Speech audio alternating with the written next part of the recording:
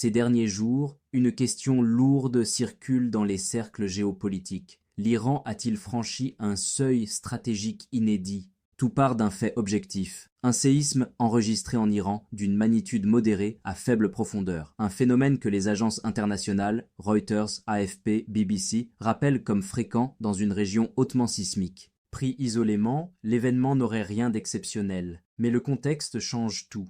Ce tremblement survient au moment où la pression militaire et politique sur l'Iran atteint un niveau rarement observé.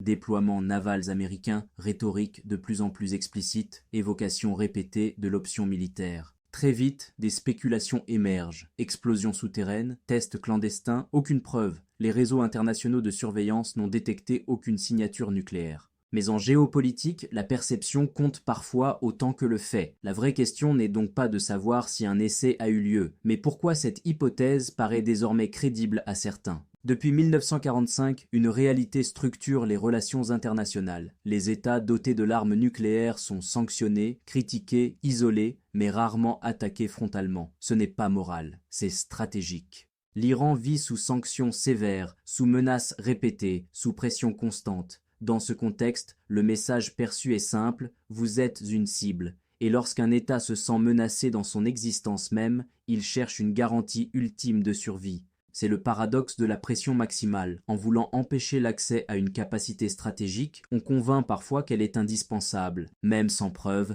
même sans annonce, l'idée seule d'une capacité dissuasive modifie les calculs. Le danger aujourd'hui n'est pas seulement l'arme, mais l'enfermement dans une spirale de méfiance, où chaque signal appelle une surenchère. Et dans ce monde fragmenté, le plus grand risque n'est pas la guerre voulue, mais l'erreur de calcul.